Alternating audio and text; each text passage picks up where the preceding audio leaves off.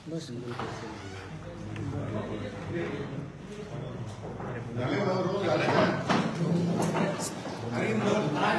वंचित बहुजन आघाडीच्या वतीने पत्रकार परिषदेचे आयोजन करण्यात आलेले आहे। या पत्रकार परिषदेला वंचित बहुजन आघाडीचे राज्याचे उपाध्यक्ष तथा मुख्य प्रवक्ते सिद्धार्थ भानगडे हे संबोधित करणार आहेत। यावेळेस जिल्ह्याचे अध्यक्ष पूर्वचे योगेश निबल आणि औरंगाबाद मध्यचे शहराध्यक्ष जली सायमल, महासचिव पंकज बनसोडे आणि मी स्वतः जिल्हा उपाध्यक्ष रुपचंद काडेकर, युवाचे जिल्हा अध्यक्ष सतीश भाऊ गायकवाड हे उपस्थित आहेत। मी सिद्धार्थ भाऊ मोकळे यांना विनंती करतो त्यांनी पत्रकाराला संबोधित करावं। आजच्या या तातडीच्या पत्रकार परिषदेमध्ये मी सर्व पत्रकार बंधूंचं स्वागत करतो। पत्रकार परिषद तातडीने घ्यावी लागते कारण घडामोडी तशा पद्धतीने घडतायत। आज वंचित बहुजन आघाडीच्या अनुषंगाने काही गोष्टींचा खुलासा करणे आवश्यक असल्यामुळे ही पत्रकार परिषद आपण या ठिकाणी बोलवलेली आहे। वंचित बहुजन आघाडीला अद्याप काँग्रेस, राष्ट्रवादी काँग्रेस आणि शिवसेना या तिन्ही पक्षांच्या नेत्यांचं स्वाक्षरीचं अधिकृत निमंत्रण पत्र मिळालेलं नाही। त्यामुळे उद्या जी काही बैठक त्यांची होत आहे त्या बैठकीला बिनबुलाये मेहमान म्हणून आम्ही सहभागी होणार नाही, आम्ही त्या ठिकाणी जाणार नाही। मात्र आज माध्यमांशी बोलताना शिवसेनेचे नेते संजय राऊत यांनी असं सांगितलं की वंचित बहुजन आघाडीला निमंत्रण पाठवलेलं आहे, तर असं कुठलंही अधिकृत निमंत्रण आम्हाला मिळालेलं नाहीये। वंचित बहुजन आघाडीची शिवसेनेसोबत युती आहे, आम्ही अलायन्स पार्टनर आहोत, पण त्याचा गैरफायदा घेण्याचा प्रयत्न कुणी करू नये। वंचित बहुजन आघाडीची सुरुवातीपासूनची भूमिका आहे, जोपर्यंत आम्हाला अधिकृत महाविकास आघाडी आणि इंडिया अलायन्स यांचं अधिकृत निमंत्रण मिळत नाही, लेखी निमंत्रण मिळत नाही, तोपर्यंत आम्ही त्यात सहभागी होणार नाही। कुठल्याही पक्षाच्या पोटातला अपेंडिक्स म्हणून आम्हाला त्यात गृहीत धरू नये, ही भूमिका वंचित बहुजन आघाडीने सुरुवातीपासून मांडलेली आहे। वंचित बहुजन आघाडीला इंडिया अलायन्समध्ये सहभागी व्हायचं आहे, वंचित बहुजन आघाडीला महाविकास आघाडीत सहभागी व्हायचं आहे, ही भूमिका आम्ही सातत्याने या ठिकाणी मांडत आहोत। या अनुषंगाने आमचे राष्ट्रीय अध्यक्ष ॲडव्होकेट बाळासाहेब आंबेडकर यांनी तिन्ही पक्षांच्या राष्ट्रीय अध्यक्षांना, काँग्रेस, राष्ट्रवादी काँग्रेस आणि शिवसेना या तिन्ही पक्षांच्या राष्ट्रीय अध्यक्षांना एक पत्र लिहिलेलं आहे, ज्या पत्रात हा स्पष्ट उल्लेख केलेला आहे की वंचित बहुजन आघाडी ही इंडिया अलायन्स किंवा महाविकास आघाडीचा घटक पक्ष भाग होऊ इच्छिते। या संदर्भाने आम्ही आमची इच्छा आपल्यासमोर प्रदर्शित करत आहोत आणि त्यासाठीचा जागा वाटपाचा आमच्या वतीचा एक फॉर्म्युला सुद्धा आम्ही प्रपोज करत आहोत। त्याला आता बराच काळ उलटला आहे, मात्र अद्याप या क्षणापर्यंत काँग्रेसकडनं त्या पत्रावर कुठलंही उत्तर आलेलं नाही, त्या पत्रावर कुठलाही प्रतिसाद आम्हाला मिळालेला नाही।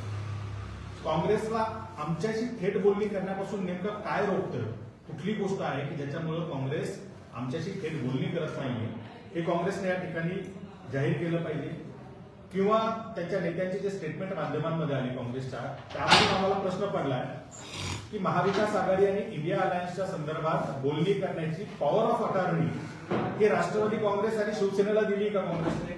जर तशी दिली असेल, हे सर्वाधिकार पॉवर ऑफ अटॉर्नी जागा वाटप आणि नवीन पक्षाला इन्क्लूड करण्याची जर का काँग्रेसने शिवसेना आणि राष्ट्रवादीला दिलेली असेल तर तसं त्यांनी जाहीर करावं, आणि जर तसं नसेल तर काँग्रेसने थेट आमच्याशी बोलावं, ही आमची या ठिकाणी भूमिका आहे।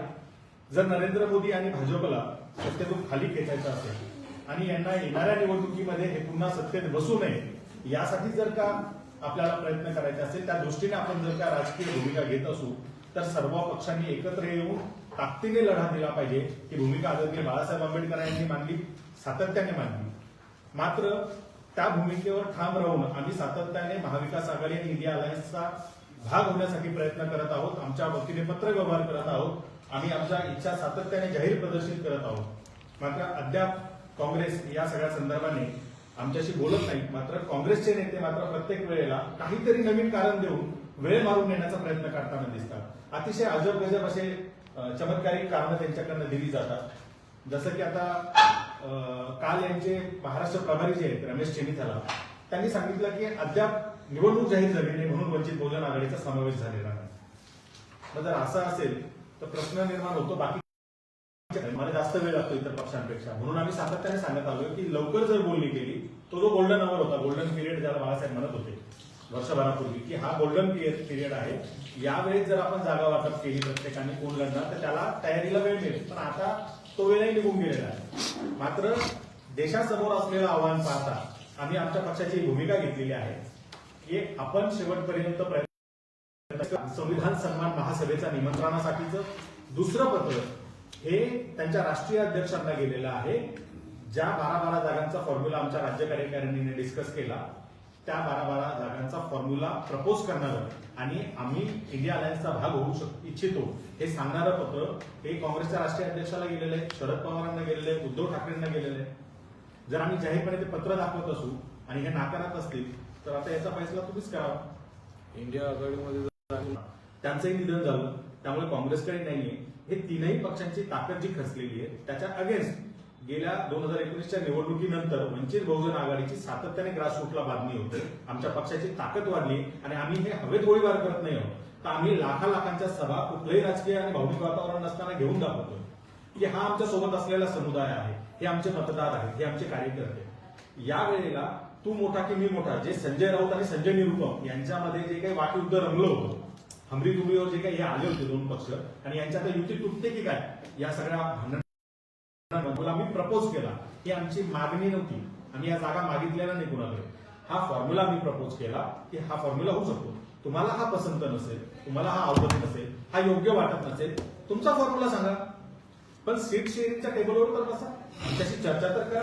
काँग्रेस आमच्याशी चर्चा का करत नाही हा सगळ्यात महत्वाचा प्रश्न आहे. तिकडे सुप्रिया सुळे म्हणतात की आमचा फॉर्म्युला ठरलेला आहे, म्हणजे त्यांचा राष्ट्रवादी काँग्रेस आणि त्यांचा फॉर्म्युला ठरला आहे. फक्त वंचित बहुजन आघाडीलाच कापीत ठेवण्याचा कार्यक्रम चालू आहे. एकीकडे राज्यातले ते वेगळे बोलतायत, केंद्रातील वेगळे लोक बोलतायत. आणि आता काय होतं, यांच्या बोलणाऱ्या नेत्यांना किती अधिकार आहेत, स्पेशली काँग्रेसच्या, ते मला माहिती नाही. सुप्रियाताईंनी जे विधान केलं त्या कुठल्या कॉन्टॅक्टमध्ये बोलल्या मला माहित नाही, पण असा काही फॉर्म्युला ठरलाय किंवा अशा पद्धतीचं काही आतापर्यंत आमच्यापर्यंत तरी माहिती ही आलेली नाही. म्हणजे आमच्या अलाइड पार्टनरकडनं सुद्धा, शिवसेनेकडनं सुद्धा अशी कुठली माहिती आम्हाला नाहीये की यांचा कुठला फॉर्म्युला फिक्स झालाय किंवा काय. पण काँग्रेसचे जे राज्यातले नेते, म्हणजे पृथ्वीराज चव्हाण असतील, अशोक चव्हाण असतील किंवा नाना पटोले असतील किंवा विजय वडेट्टीवार असतील, या नेत्यांना या जागा वाटपाच्या संदर्भात कुठलाही अधिकार नाही असं जाहीर वक्तव्य संजय राऊतांनी केलं होतं. त्यामुळे आम्ही यांच्याशी बोलणार नाही, दिल्लीत बोलू हेही त्यांनी सांगितलं आणि त्यांनी दिल्लीतच चर्चा केली. हेच वक्तव्य शरद पवारांचं सुद्धा होतं की इथे महाराष्ट्रात काही ठरणार नाही, यांना अधिकार नाही, आम्ही यांच्या दिल्लीतल्या नेत्यांशी बोलू. त्या पद्धतीने ते दिल्लीत बोलतात. आम्ही सुद्धा दिल्लीतल्या नेत्यांना पत्र दिलेलं आहे. दिल्लीतल्या नेत्यांकडनं आम्हाला अजून त्याच्यावरती कुठलं उत्तर आलेलं नाही.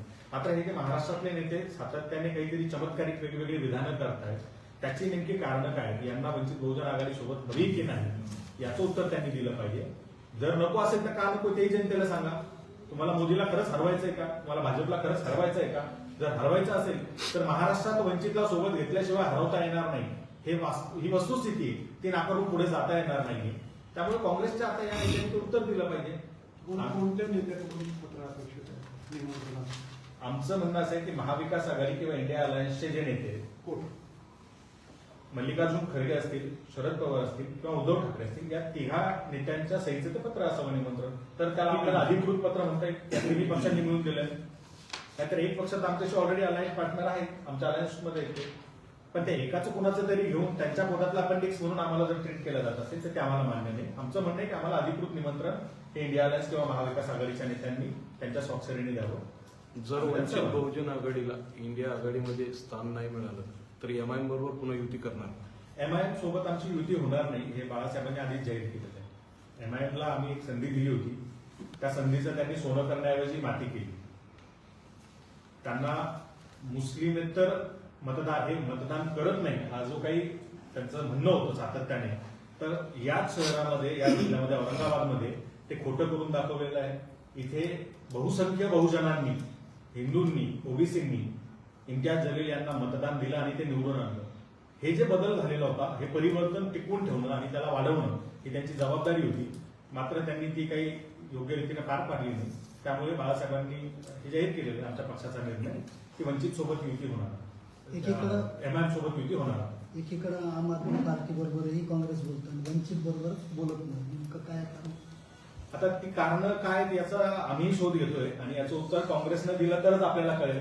कारण त्यांना न चालणाऱ्यांमध्ये जे जे पक्ष होते त्या सगळ्या पक्षांसोबत ते बोलणी करतायत, जागा वाटपाची चर्चा करतायत, बसतायत. वंचितच काय वावडं तुमच्या जागा लोकसभा विधानसभेच्या जागा पडल्याचा राग आहे काय त्यांच्यावर?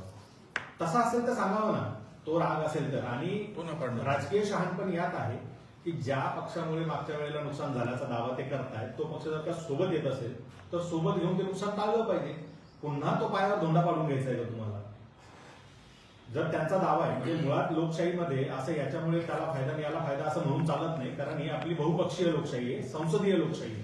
कुठले तरी दोनच पक्ष लढतील आणि अध्यक्ष निवडून येईल ही अध्यक्षीय लोकशाही नाहीये. त्यामुळे सगळ्या पक्षांना लढण्याचा अधिकार आहे हे आम्ही मानतो आणि त्या अधिकाराला समोर ठेवून आम्ही इथल्या वंचित बहुजनांची लढाई लढतोय.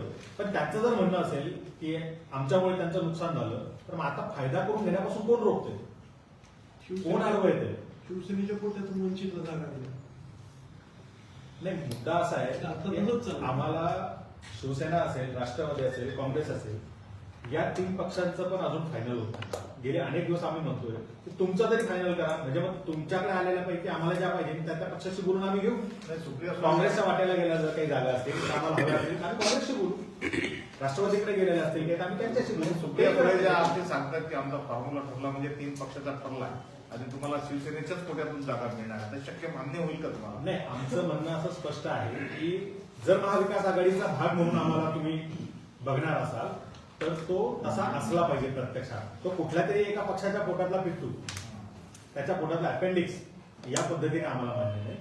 वंचित बहुजनांचं राजकारण उभा करणारा, त्यांना मानास सन्मानाने राजकारणामध्ये एक केंद्रस्थानी आणून ठेवणारा हा पक्ष आहे. या पक्षाचा जो काही मान सन्मान आहे तो राखला गेला पाहिजे आणि त्या पद्धतीनेच ती बोलली झाली पाहिजे.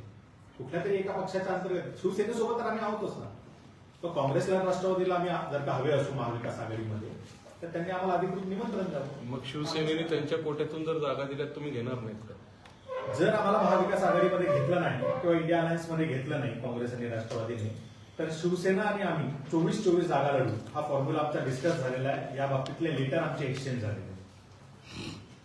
सर, बाळासाहेब जेव्हा शरद पवारांना भेटायला गेले तर कॉफीवर चर्चा झाली. खुलून काही प्रकाश आंबेडकर माध्यमांना सांगत नाही नेमकी चर्चा काय झाली. संविधान सन्मान यात्रेमध्ये स्वतः नाना पटोले येऊन गेले, तुमच्या स्टेजवर शेअरिंग केली. कुठेतरी सर सस्पेन्स ठेवताय का तुम्ही फुटेज किंवा मीडियामध्ये ब्रेकिंग? आमचा ब्रेकिंग न्यूजचा किंवा सस्पेन्सचा मुद्दा असता तर तशी गिमिक करण्यासाठी हजारो ट्रिक्स आहेत. मी स्वतः माध्यमांमध्ये 10 वर्ष 15 वर्ष काम केलेला माणूस आहे, त्यामुळे अशी गिमिक खूप करतात. आम्ही इथल्या वंचित बहुजनांच्या हक्काची लढाई लढतो, त्यामुळे त्यात कुठलाही आडपडदा न ठेवता आम्ही जाहीर करतोय. हे पक्ष जे भ्रमित करणारी विधानं करतात, दर दिवशी वंचित बहुजन आघाडी येऊन वस्तुस्थिती मांडते. आजची पत्रकार परिषद सुद्धा जे सकाळी भ्रम निर्माण करणारं स्टेटमेंट तयार केलेलं आहे त्याचा तो भ्रम दूर करून वस्तुस्थिती मांडण्यासाठी आहे. बाळासाहेब शरद पवारांना कॉफीसाठी भेटले होते तर तिथे चव्हाण सेंटरला एका कार्यक्रमासाठी बाळासाहेब हजर होते. तिथे सुप्रिया सुळेंनी त्यांना विनंती केली की वर कॉफी घेण्यासाठी चाला माझ्या कार्यालयामध्ये आणि तिथे शरद पवारही होते. शरद पवारांकडेच कॉफी घेऊयात असं ठरलं. बाळासाहेबांसोबत तिथे कुमार केतकर होते आणि इतर 15 माणसं होती, 15-16 लोक होते. 15-16 लोकांमध्ये शरद पवार आणि बाळासाहेब हे दोघं राजकीय गप्पा करतील हे काही बुद्धीला पटणारं नाही. चर्चा गोड झाली होती. चर्चा गोड झाली हे त्यांनी सांगितलं, पण असं भेटणं काही चुकीचं नाही. 24 त्यांनी नाही घेतलं तर तुम्ही 24 त्यांनी 24. हा, ही चर्चा आमची सेनेसोबत झालेली ती पूर्वीच झालेली की उद्या आज नरेंद्र मोदी ज्या पद्धतीने तपास यंत्रणांचा वापर करून सगळ्यांना वेठीस धरतात आणि वेगवेगळ्या राजकीय पक्षांना फोडण्याचं काम करतात. जर अशी परिस्थिती उद्भवली की काँग्रेस, राष्ट्रवादी आणि शिवसेना हे 3 पक्ष वेगळे झाले, हे एकत्र राहिले नाही, तर त्या परिस्थितीत काय करायचं? त्या परिस्थितीत शिवसेना आणि वंचित ही सोबत राहील. शिवसेना सातत्याने 23 जागा लढत आली आहे, तिथे त्यांच्याकडे यंत्रणा आहे, ताकद आहे. त्या 23+1 अशा 24 जागा शिवसेना लढेल, उर्वरित 24 जागा ही वंचित लढेल. त्यात ही सुद्धा स्पेस ठेवण्यात आलेली आहे की जर राष्ट्रवादीला वाटलं म्हणजे ते आम्हाला जॉईन करायचं तुम्हाला तर आपण राष्ट्रवादीला सुद्धा इन्क्लूड करू आणि नंतर शेवटी जर काँग्रेसला वाटलं की नाही आम्हालाही यायचं तर आपण काँग्रेसलाही घेऊ. हा, म्हणजे पुन्हा जरी आले तर या दोन्ही पक्षांना सुद्धा स्पेस ठेवू. हे सुद्धा आम्ही क्लिअर केलेलं आहे. पण ही महाविकास आघाडी झाली नाही तर म्हणजे हा, जर महाविकास आघाडी 24 मोठ आहे ना. आजच्या पत्रकार परिषदेला आपण सर्व आला म्हणजे वंचित बहुजन आघाडीची पत्रकार परिषद आपण सक्सेसफुल केली, त्याबद्दल आपल्या सर्व पत्रकारांचे वंचित बहुजन आघाडी औरंगाबाद जिल्ह्याचे वतीने आभार मानतो. आजची पत्रकार परिषद संपली अशी जाहीर करतो.